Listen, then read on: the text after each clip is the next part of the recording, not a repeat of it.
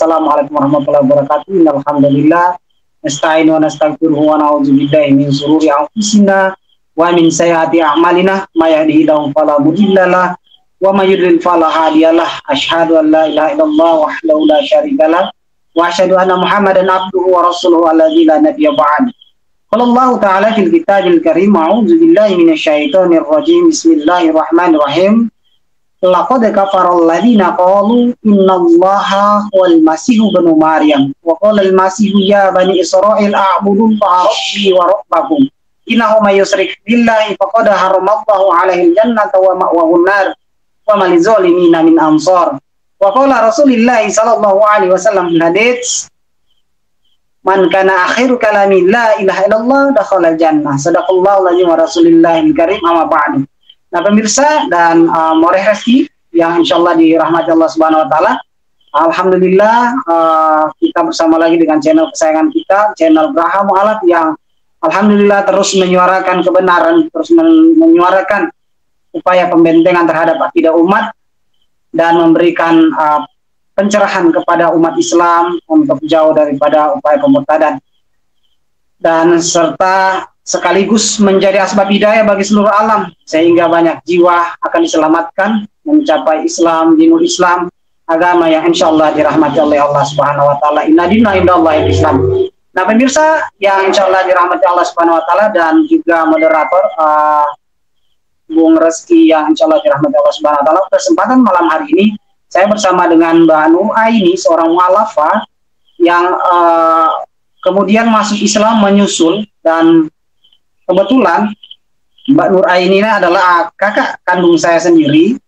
yang mana beliau juga masuk Islam sekitar 4 atau 5 tahun, lebih dari 4 tahun ya, hampir 5 tahun setelah saya memeluk Islam. Dan terkait dengan Mbak Nur Aini ini memeluk Islam, kemudian setelah saya memeluk Islam, maka tentu saja kita serahkan kepada Mbak Nur Aini untuk menyaksikan kenapa dia memilih Islam, dan kenapa dia yang dulu membenci adiknya masuk Islam, malah tertarik masuk Islam, mempelajari Islam, dan akhirnya bersyahadat, dan sekarang sudah nyaris 10 tahun ya memeluk agama Islam, sudah nyaris 10, sudah 8 tahun memeluk agama Islam, dan masih setia saja, bahkan sekarang menjadi salah satu guru ngaji di salah satu majelis mu'alafah di daerah kami.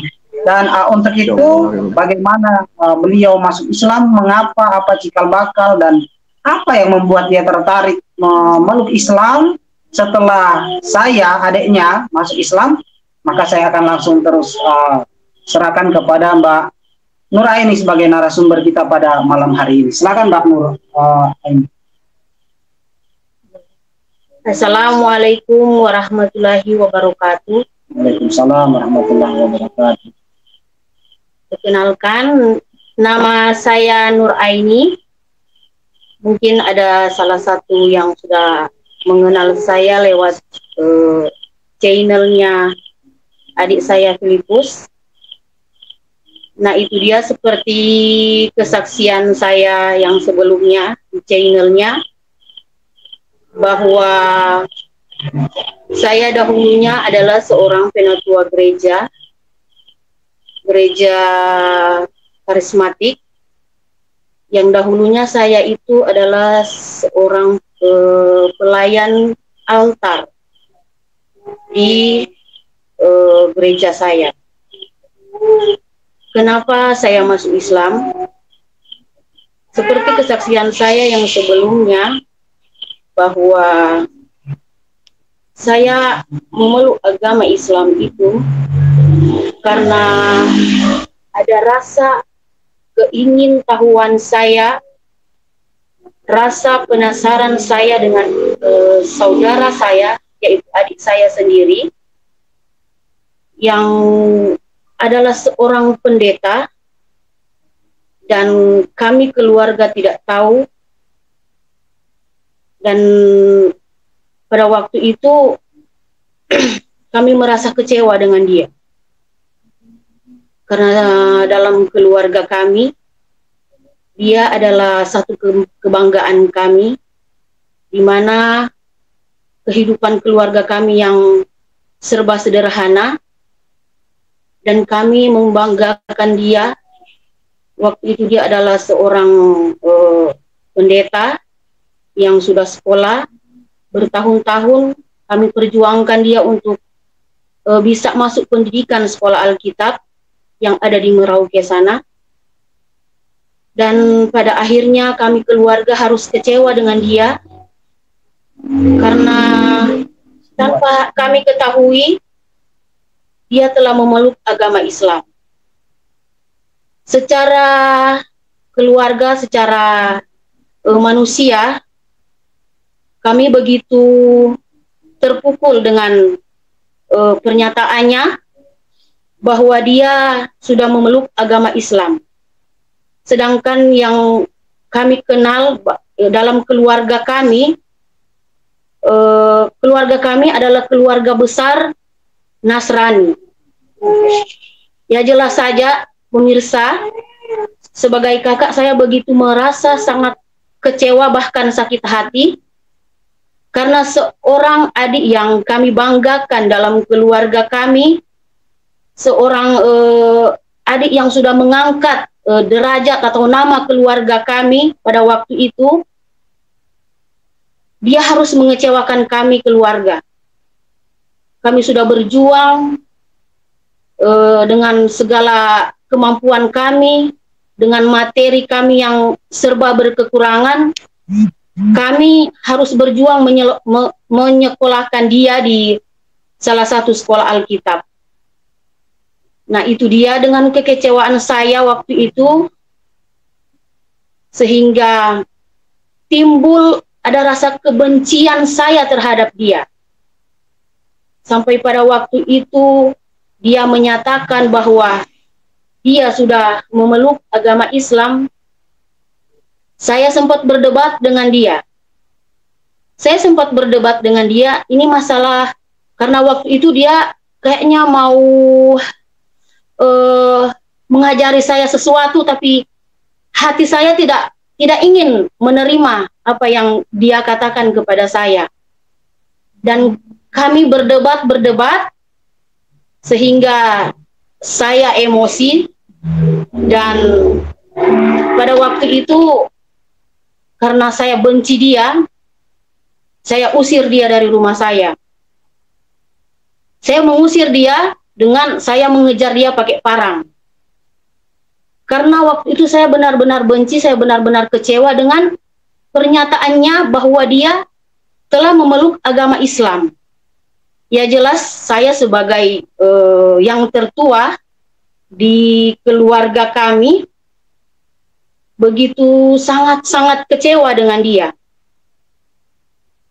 Spontan saya berpikir bahwa dia adalah hamba Tuhan yang tidak taat pada waktu itu, atau murtad.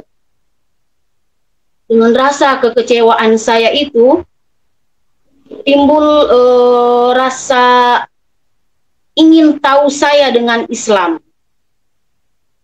Saya ingin tahu apa sih sebenarnya kelebihan Islam itu. Walaupun saya belum langsung bersyahadat pada waktu itu, tapi dalam hati dan pikiran saya berpikir bagaimana mungkin adik saya, seorang yang sudah berpendidikan tinggi di sekolah Alkitab atau sudah sarjana, kok dia bisa masuk agama Islam. Sementara di keluarga kami ini dia adalah salah satunya saudara kami yang sudah berstatus sebagai seorang pendeta. Dengan rasa ini, saudara, bertahun-tahun saya memang membenci dia. Tapi itulah hidayah. Setelah berjalan beberapa tahun, dia sekolah pesantren di Jawa. Pada waktu itu saya sempat juga tidak enak hati kepada keluarga saya, karena waktu itu keluarga saya sudah mengetahui bahwa dia telah memeluk agama Islam. Ada begitu banyak pertanyaan, ada begitu banyak hinaan yang harus saya dengar karena adik saya ini. Sebagai seorang kakak, ya jelas dong saya kecewa dan saya malu dengan pernyataannya bahwa dia telah memeluk agama Islam. Ya pemirsa, waktu dia pendidikan di Magelang, di Jawa, waktu itu kayaknya saya mulai hilang rasa benci saya kepada dia, karena saya berpikir begini, mungkin ada alasannya dia sehingga mengapa dia harus meninggalkan agama kami sebelumnya. Mungkin ada salah satu alasan dia yang kuat, yang mengapa dia yang sudah pegang jemaat, sudah punya jemaat yang sudah terkenal juga bahwa dia sudah seorang sarjana, toh mengapa dia harus memilih untuk meninggalkan agama kami sebelumnya dan memilih memeluk agama Islam. Dengan rasa penasaran saya dan rasa ingin tahu saya pada waktu itu, saya berpikir dan terus berpikir bahwa pasti ada sesuatu yang lebih yang dia ketahui setelah dia memeluk agama ini. Dan alhamdulillah ya kepada pemirsa, pada waktu itu waktu dia pendidikan tahun 2013 akhir, alhamdulillah saya dapat hidayah dan saya disyahadatkan di salah satu desa. Dan pada waktu itu ya memang keluarga saya, orang tua saya, bahkan ada yang bilang bahwa saya jangan ikut adik saya. Begitulah pemirsa, sehingga pada waktu itu saya disyahadatkan oleh salah satu imam masjid, dan saya buat satu pernyataan di sana bahwa saya masuk Islam tidak dengan paksaan. Dan alhamdulillah pada waktu itu tahun 2013 akhir bulan Desember, saya disyahadatkan di salah satu desa, walaupun pada waktu itu orang tua saya tidak setuju, tapi itulah hidayah. Rencana Allah itu pasti indah pada waktunya. Dan alhamdulillah 2013 saya disyahadatkan dan memberi surat pernyataan kepada salah satu imam masjid bahwa saya masuk Islam tidak dengan paksaan, tetapi saya masuk Islam, saya ingin mengetahui apa kelebihannya Islam dan ada apa sebenarnya dalam Islam itu sehingga saudara saya harus memilih agama ini. Dan alhamdulillah pemirsa, saat saya disyahadatkan begitu banyak tantangan, bahkan ada banyak bisikan-bisikan yang tidak enak di telinga saya, namun saya berniat, bertekad untuk memeluk agama ini, sehingga pada bulan tahun 2014 saya mulai mengikuti arisan pengajian di salah satu desa, dan di situ saya mulai belajar pertama dari buku Iqra, dan saya temukan bahwa, dan pada waktu itu saya memang saudara, begitu kayaknya tidak mudah untuk belajar, karena waktu itu guru ngaji kami dia masih punya bayi, dan kami belajar 1 minggu hanya 1 kali, dan itu berjalan beberapa bulan, dan alhamdulillah setelah berjalan beberapa bulan saya bisa menguasai Iqra. Dan pada waktu itu ada beberapa ibu yang bersama dengan saya, ada beberapa ibu yang memang dahulunya mereka adalah muslim atau muslimah asli, dan hanya saya sebagai mu'alaf yang bergabung dengan mereka. Pemirsa, berjalan bulan demi waktu kami belajar, dan alhamdulillah saya bisa menguasai Iqra.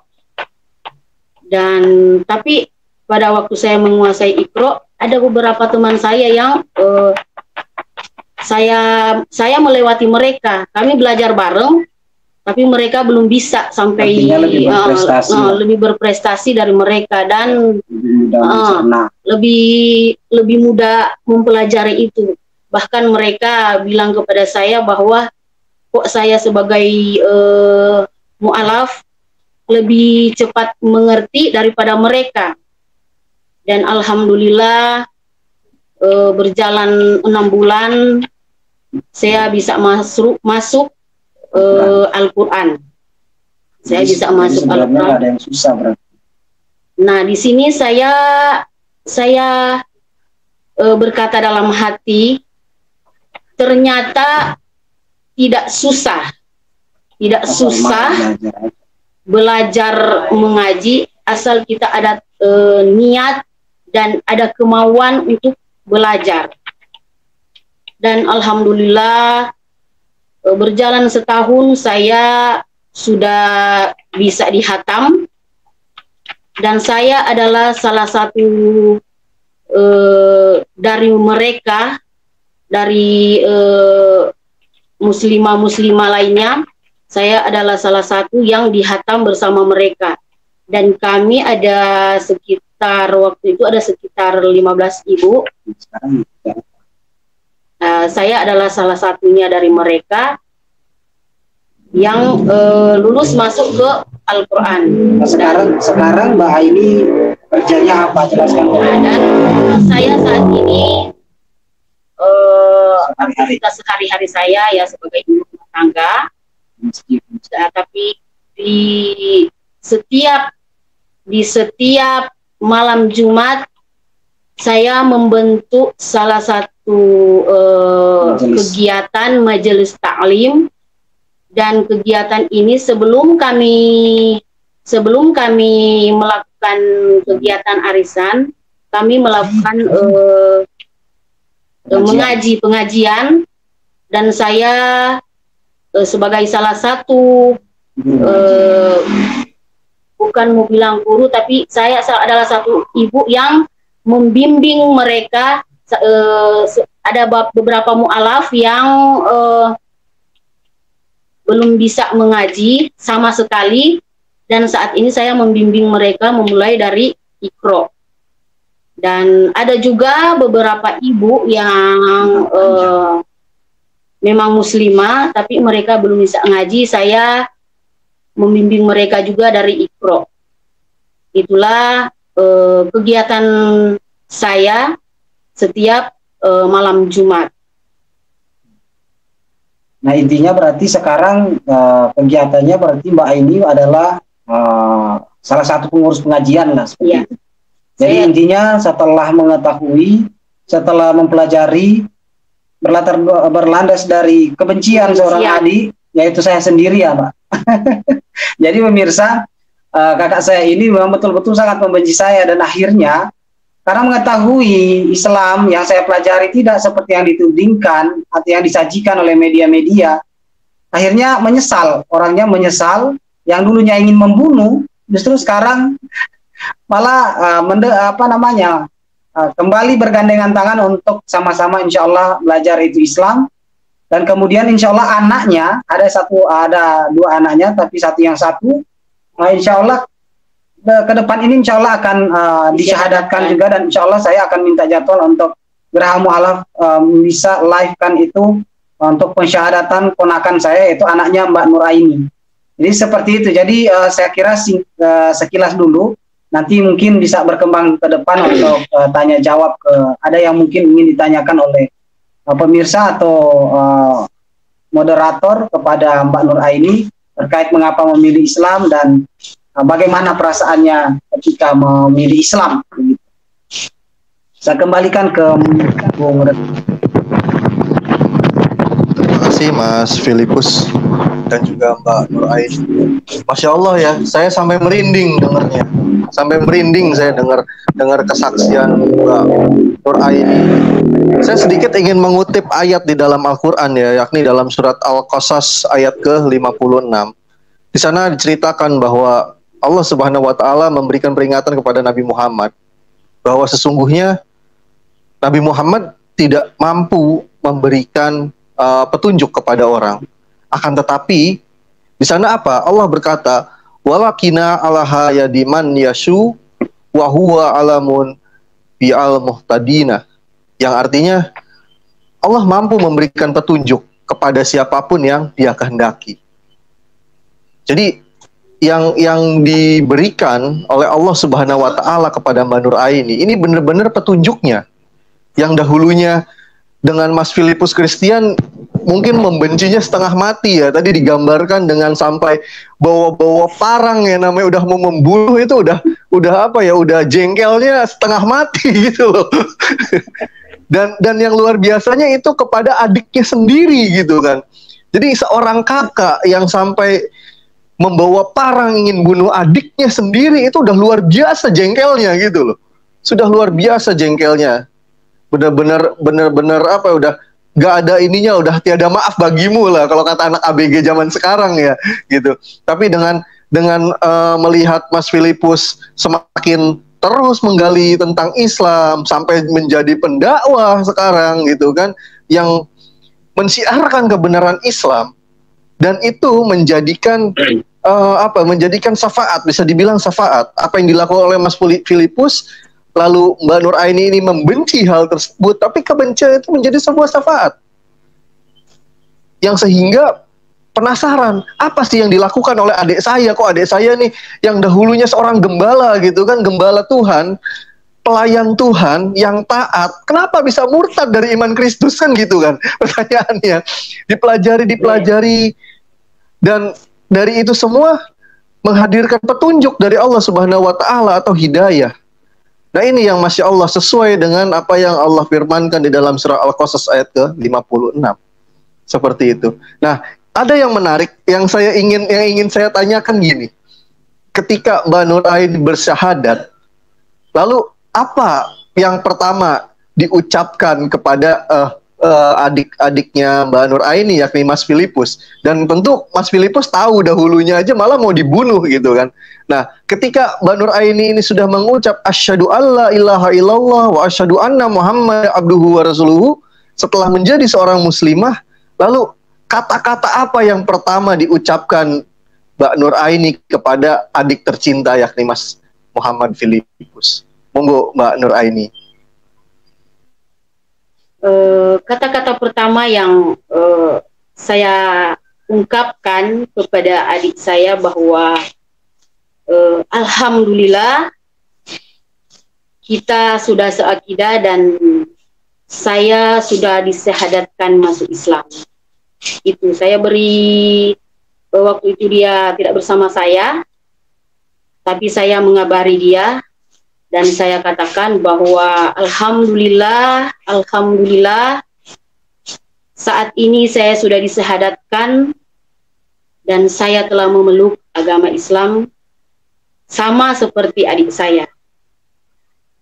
Ya, sebagai adik ya tentunya dia begitu merasa senang karena dia yang dahulunya saya benci, dia yang dahulunya ketika dia mau berbicara di depan saya sangat jengkel sekali mendengar suaranya dia. Saat ini dia harus mendengar suara saya yang mengatakan alhamdulillah. Ya, jadi saya tambahkan sedikit ya Mas Reski dan pemirsa. Sebetulnya kalau dari saya ketika mendengar kakak saya bersyahadat, setelah apa yang saya tahu tentang dia, setelah kata-katanya, setelah perbuatannya gitu loh, setelah rasa bencinya sudah ditunjukkan sedemikian rupa, intinya pikir saya kalau waktu itu saya nggak kabur, mungkin beringin udah tinggi di pekuburan saya, mungkin pohon beringin udah tinggi di kuburan saya. Kok setelah saya dengar, karena waktu itu kan saya ada di pondok pesantren, kebetulan itu saya dengar itu karena di pondok pesantren kan nggak boleh pegang HP, itu disita semua. Nah pada hari Kamis dan Jumat kita ada libur, nah saya telepon lewat wartel, lewat apa namanya, ada yang punya HP, dibuat wartel lah begitu, disewahkan untuk nelpon. Nah saya telepon, termasuk di pesantren juga ada telepon, sering saya telepon. Nah, begitu saya telepon, dapat kabar bahwa Mbak Aini yang yang saya tahu betapa garangnya dia, betapa getolnya dia ingin menghabisi saya, bahkan bukan isapan jempol. Dia nggak main-main sebab sudah banyak bukti. Artinya kalau laki-laki lemah, ini bahkan dulu pernah ngejar orang bahkan yang sedang berantem pakai parang, dianya pakai parang juga, lari semua laki-lakinya. Apalagi saya, ya, istilahnya kakak saya kan disebut, bisa dikatakan kalau istilah sekarang kan yang saya tahu kan tomboy lah begitu istilahnya. Ini orang tomboy, yang dia kalau dia bilang potong ya pasti potong, dia nggak main-main dengan keterangannya, dan biasanya kata-kata potong itu dia akan katakan ketika sudah hendak bertindak, bukan rencana. Nah saya dengarnya waktu itu, jujur saja saya seperti orang gila yang lalu apa namanya, di tempat setelah saya mendengarkan saya seperti orang gila, langsung sujud langsung turun ke tanah dan langsung sujud. Orang banyak itu di belakang lagi ngantri nelpon, saya malah sujud baca apa namanya, saya malah sujud alhamdulillah ya Allah. Ya Allah, musuhmu salah satu musuhmu berkurang ya Allah.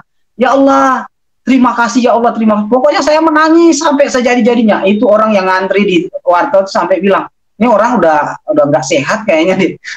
Ini di wartel loh, bukan di masjid kok, dia malah pakai wartel untuk sholat kan, untuk sujud kan, aneh.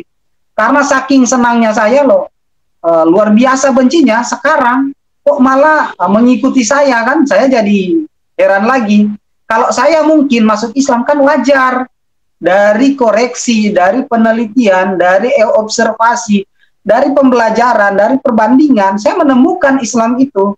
Nah wajar dong seorang teolog atau seorang yang sudah belajar sekolah Alkitab minimal, walaupun baru dasar-dasar Alkitab, memahami ajaran agama lain, wajar. Kalau saya sih wajar aja. Nah tetapi orang yang istilahnya tidak mempelajari secara langsung, secara profesional di sekolah Alkitab, mereka hanya beriman, percaya dengan sungguh melalui doktrin, melalui kehidupan sehari-hari, doktrin sehari-hari dalam kehidupan mereka, karena apa namanya, ruang lingkup kehidupan mereka itu seperti itu. Jadi betapa fanatiknya mereka pada saat itu, nggak mungkin lah dia ikut saya. Tetapi saya dengar waktu itu, Masya Allah, nangis sudah sejadi-jadinya, sampai saya nggak tahu kalau yang di belakang nih pada ngantri orang mau nelpon setelah saya. Jadi luar biasa, itu yang perlu saya tambahkan lagi. Jadi intinya di sini saya mau menyaksikan kepada Geraha Mu'alaf dan juga pemirsanya bahwa kurang lebih berlandas dari kebencian.